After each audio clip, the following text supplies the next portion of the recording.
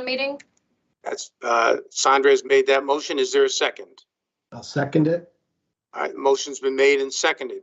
Is there any discussion? If not, all in favor, please signify by saying aye. Aye. Aye. Aye. Any opposed? Any abstentions? All right, the motion carries.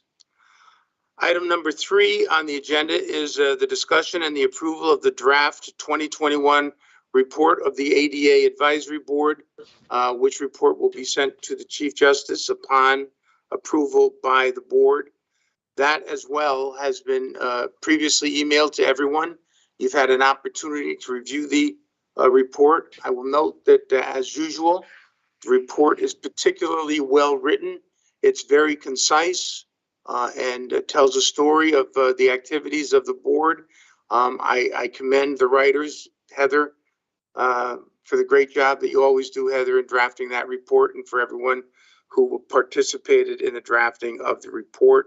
I should also thank you upon review of that report for the great job that the board has done, not just last year, but throughout the pandemic, and working with all of our ADA contacts in all of our facilities and buildings throughout the branch to make sure that our commitment to provide ADA accommodations did not wane in any way during the pandemic, and certainly it has not.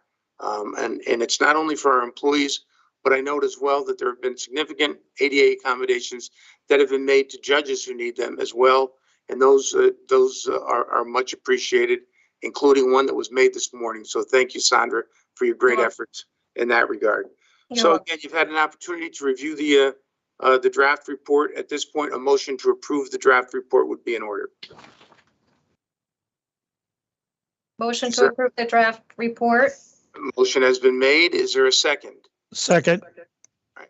Motion's been made and seconded. Is there any discussion? If not, all in favor of approving the report, please signify by saying aye. Aye. Aye. Is there any opposed? Are there any abstentions? All right, thank you very much. The report is approved, and Stephen Ment, you will make sure that that gets forwarded to the Chief Justice. Is that correct? I will do it. Thank Excuse me, I will do that. Thank you. Thank you, Steve. Okay, we have a number of report outs at this point. At this point, I'll hand it over to Sandra Lugo-Jimenez to provide those report outs. Okay. And I know that when Sandra is finished with her report outs, Laura Javino from Facilities and Mike Hines from CSSD will be reporting out as well. So, Sandra?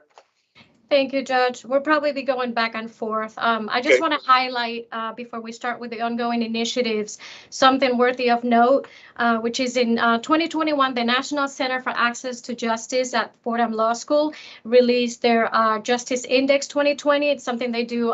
They've been doing for a few years now. This index assesses 5 areas to ensure access to justice, and one of those areas is access for people with disabilities. I'm happy to report that the Connecticut Judicial Branch and Hawaii shared the #1 ranking of the index in 2020. So finishing ahead of the 48 states and the District of Columbia for disability access policies, procedures, including the delivery of services, communication, planning and design, and training and support. So something worthy of note. It's worthy of note, and certainly it's something of which we should all be very, very proud. I know I am. Yes, it goes to the work of the board. So thank you to all the board members, and thank you even more to the upwards of 140 local ADA contacts that we have here at the branch, who have agreed to take on this added responsibility of being the point person to ensure that people with disabilities get the access they need when they go to court. So thank you very much. The ongoing initiatives first is training, and training is probably, if not, it's one of the biggest, or if not the biggest component of our ADA program. And I have to say that pre-COVID, we would train upwards of 1,000 employees every year. So these numbers are going to be extremely low because of the pandemic, but I'm sure that as we move forward and away from the pandemic, these numbers will go up. So in 2021, we had several hundred judicial branch employees from all divisions complete ADA-related trainings. Obviously, the nuts and bolts of the ADA, which is our main overview of the ADA. It is actually has been made mandatory for new hires. They have to complete it within 6 months of employment. And we also have local contacts who actually use it as a refresher on Title II of the ADA. So last year we had 216 employees complete the training. We also have Service Animals 101, which we have had for some time, but continues to be a very well taken training, and also is very helpful to the Marshal Services Unit. And we had 222 employees complete this online training last year. Then we also have the mandatory advanced ADA training for contacts, which was conducted for 69 branch employees. And I will say again, the largest group represented was the Judicial Marshal Services Unit again. So they actually need this training, although their contact information is not posted online. They are considered ADA contacts for the purposes of anything that goes on, you know, at the metal detector or in lockup or some last minute issue. So the training actually ensure that these contacts are well versed in their branch's policies, procedures, and services, including those for support people in proceedings, both public and private proceedings, and also when a confidentiality agreement is needed. We also covered medical documentation and the service animals policies. Another training, the New England ADA Center offers 2 online courses. They've been graceful enough that allowed us to borrow those trainings. We added them to the learning management system that we have. So we have the overview of disability rights law, which we have had for some time, but we added Fair Housing Act, Section 504, and the ADA.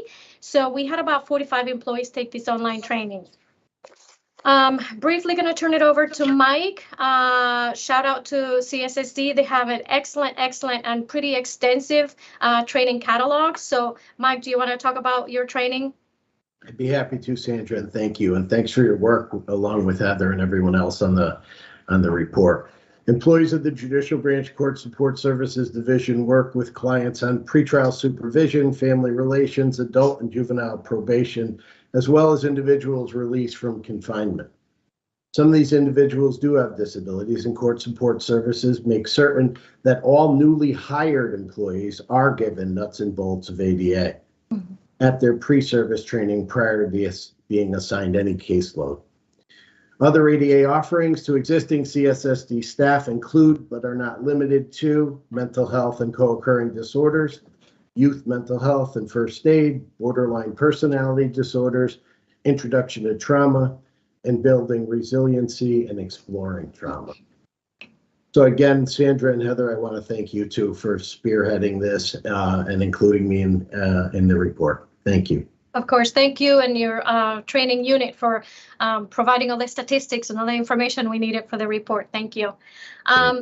So next we have a remote training for 46 interns that was provided through the Judicial Branch's Experiential Learning Program that was conducted last September. Pretty much what we give the interns is just basic information on the branch's obligations under Title II of the ADA, legal definition of disability, and just the basics on how to request an accommodation and basics on service animals as well. We also, Heather Collins and I trained back in November 2021. We actually presented, did a remote session for the ADA Coalition of Connecticut's annual conference. We're honored that we were asked to speak at the conference. Usually it's their speakers are, it's like a 3-day conference and they have different sessions. They bring speakers from the New England ADA Center from Boston. They bring speakers from the federal government. So we're honored that we were asked to speak.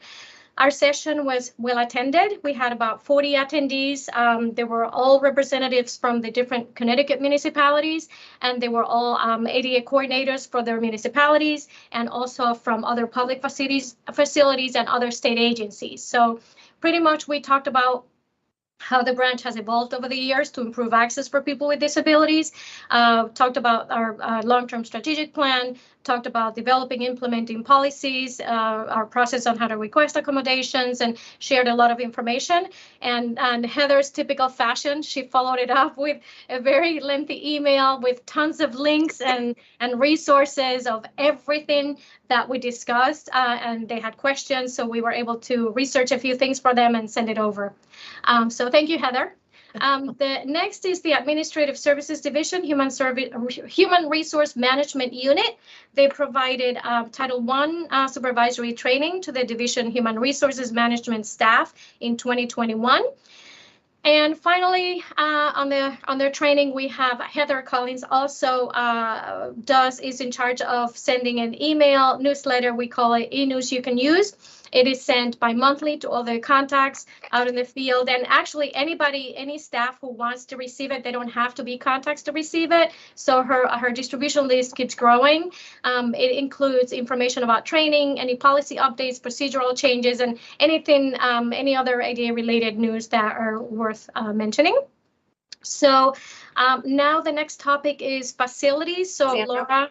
Can I Yes. just interrupt for 1 second? Yes. And you mentioned, I see Charlie now, I can see Charlie's face. Your Honor, I don't know if you knew this, but this is Charlie's last meeting. He provided a whole bunch. We had like 40 marshals, which is, we're speaking about training, and he provided 40 new contacts for us. But this is his last meeting as an ADA board member, longtime board member. Mm-hmm. Charlie, what did you tell me like a half an hour ago? You're muted, Charlie. You got to unmute yourself. You're muted. I said 20 days, but who's counting? I will say it's been a pleasure to be part of this group. I have spent most of my adult life in emergency service and law enforcement here, and helping people has always been at the forefront. And this clearly is a program designed to help people that need help at different times. But education is equally as important. Very well said, Charlie, and thank you for your many years of service to the branch, particularly to this committee. We appreciate it and we will miss you. Take care. I will miss all of you also. There'll be obviously a replacement. So you will probably meet that individual in the near future. Thanks, Charlie. Thank you, Charlie. You're welcome. So moving on to the next topic, facilities. Laura, do you want to report out? Yes, for the completed work during the 2021 period, the architect firm of Antonazzi Associates was engaged to complete ADA assessments of the following courts: GA 14 Hartford, Hartford JD, Middletown JD GA, Milford JD and GA, and New Haven JD. As noted in the annual recommendations, the assessments identified improvements by 3 categories: work to be completed in-house by in-house maintenance staff, minor work that would be completed by trade labor contractors, and capital projects. As far as our current initiatives for the upcoming year, the remaining 30 courthouse locations have been divided into groups made up by 5 locations within each group. 2 on-call architects have been engaged to conduct assessments for the first 2 groups, with reports due 28 days after each site visit.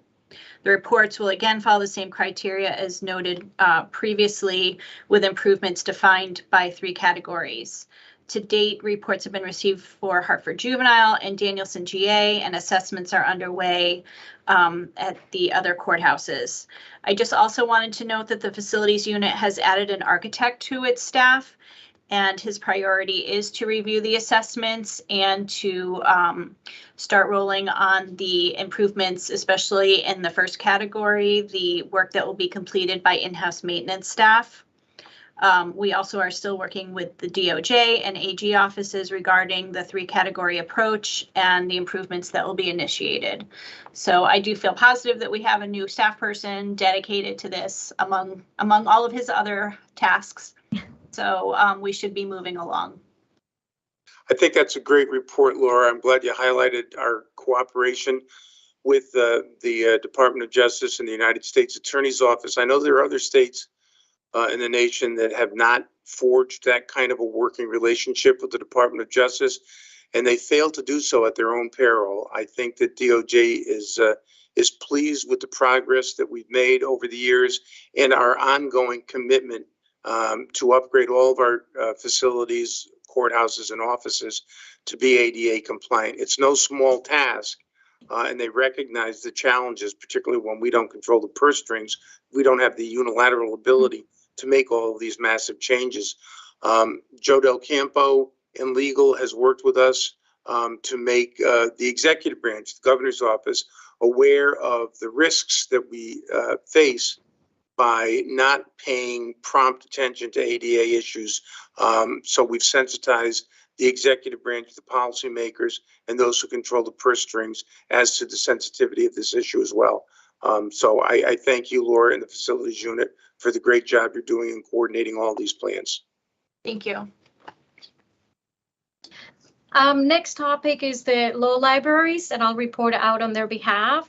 Law library services continues to maintain and update law by subject pages. They're pertinent to the ADA. They include service animals on the ADA, dog law in Connecticut, Section 4 service animals, comfort and support dogs for witnesses, and in 2021 they added a special education page as well.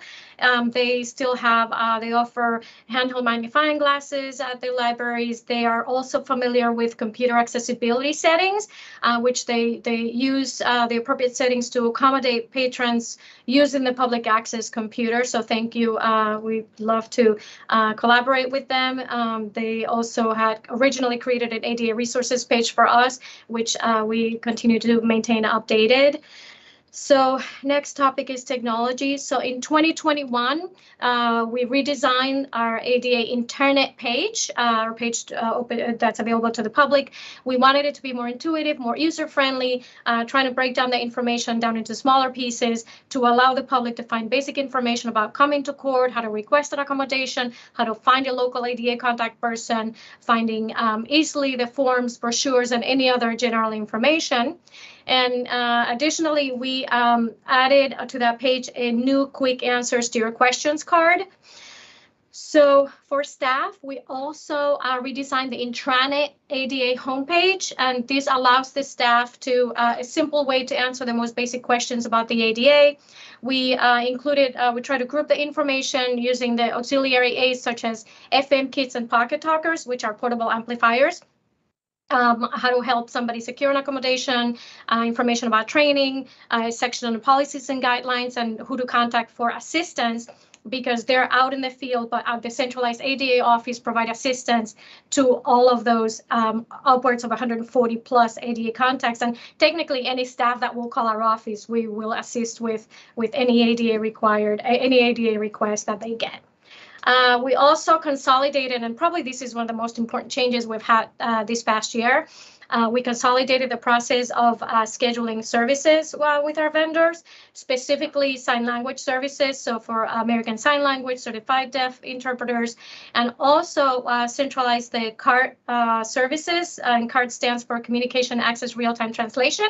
For those of you who are not familiar with it, it's similar to closed captioning. So what we created is an electronic request form that all staff has access to from their desktop. We sort of piggybacked on the icon that the spoken language interpreters already had in place. And we created this form that once completed by the staff, it goes right into our shared inbox, and we retrieve it here, and we immediately send it to the vendor and try to secure services for the field. We thought it was important to centralize this service to help out the field as they grow short and they have other responsibilities. So we thought we'd help them out by taking this on. Talking about vendors, we'll move on to purchasing services. So in 2021, we signed agreements with external vendors to provide CART services. And so we have 2 vendors for CART. We also have 3 vendors for sign language services, and we have 2 vendors for remediation of legal forms that allow access to documents for people who are blind or have low vision and use screen readers. So in these numbers will be very low, but I'll tell you in 2021, we had for sign language services, we provided 332 times. And this is probably just a third of what we would normally do pre-pandemic. And then also for card services, 45 times we coordinated services. So again, as we move away from the pandemic, these numbers will increase tremendously. So this is just a sign of the times, but we do have the services available for those people who need it. Sandra, Moving on. Can I jump in for 1 second? Of course. Thank you, because I'm also support staff to the Limited English Proficiency Committee, which is chaired by Justice Khan. And going back a little bit to technology, the ADA internet page has been translated into Portuguese, Polish, and Spanish, which are the 3 most requested languages.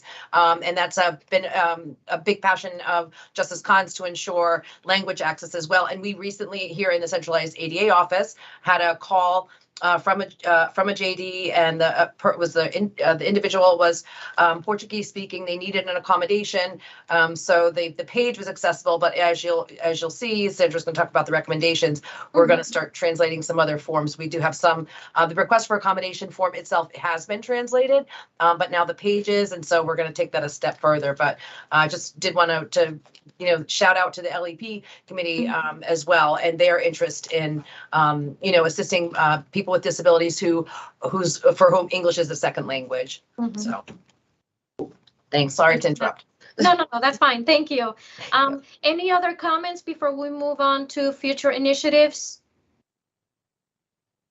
All right, Judge, should I go on? Yeah, go right ahead, Sandra. Okay. Future initiatives, again, training, number 1 on this list. Training is the backbone of the branch's continued compliance with the Act. In 2022, we may bring back the training in person and on site. I know Heather said that how much she missed that. So we will try to do that. We will continue to develop training regardless of how it's going to be, presented in person or remote. So most importantly here is in 2022, our Connecticut judges and family support magistrates will participate in ADA training focused on Title II of the ADA. Specifically, we're going to cover concepts of reasonable accommodation and fundamental alteration of our processes. A remote training session is in development now for staff from our centralized ADA office. We'd like to provide one-on-one initiation training for those new contacts across all the divisions.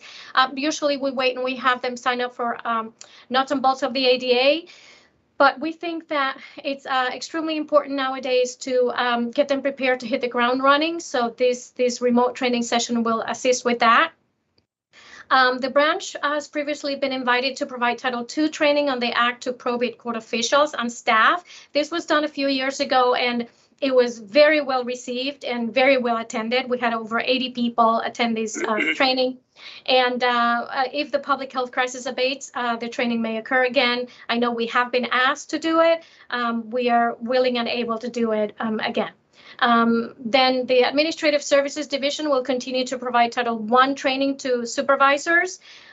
Next, we're resuming the popular speaker series, Interacting with Respect is Everyone's Job, for our staff. And this is a training that we came up with a few years ago, and it was just before the pandemic. And we actually had speakers who came to talk about mental health, hidden disabilities, culture of the deaf and hard of hearing communities. We actually had one of the speakers come back, I believe it was 3 times, because it was just such a great presentation. So we're going to revive that.